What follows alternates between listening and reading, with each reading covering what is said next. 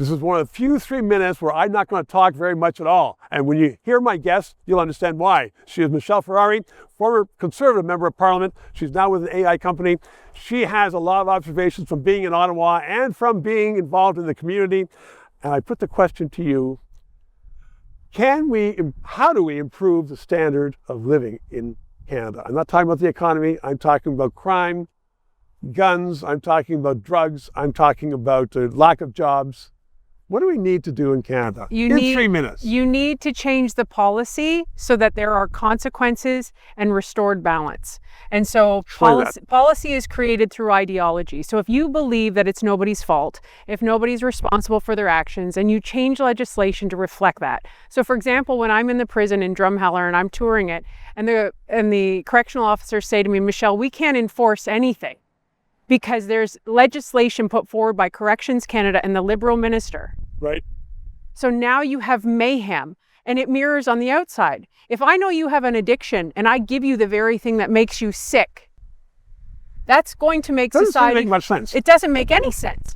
So you have to have policy that reflects consequence and that you are responsible and capable of good decisions, and you want to create the environment to be that. Do we have a bunch of politicians who lack responsibility? 100%. So you have had the Liberal government in power for 10 years. Justin Trudeau was the founding father of, it's not my fault, and sorry, she experienced it differently. And then you had Mark Carney come in place, and he's like, but I have a very fancy degree, and I'm a very important person, and I know what I'm doing. And as a result, he's exactly the same with the exact same ministers, and the ideology is exactly the same. It's not my fault, and we're not actually going to change anything. We're just going to tell you we will. So it's a society thing, though, when you say we have no personal responsibility. Correct.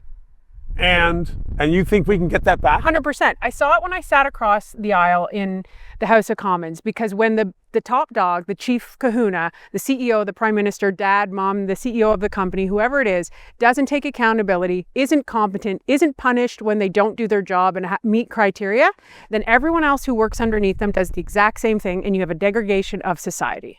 And I guess if you have a media which is paid by the PMO, that doesn't help.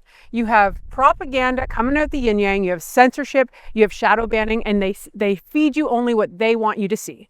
Michelle Ferreri, thank you for coming on Independent TV. Thank you. It's a pleasure. 3 minutes. To those of you who have subscribed and donated, a heartfelt thank you. You're keeping us on the air. If you're watching and you haven't, please try to do so, because 4 years ago, we started this show because there needed to be independent analysis.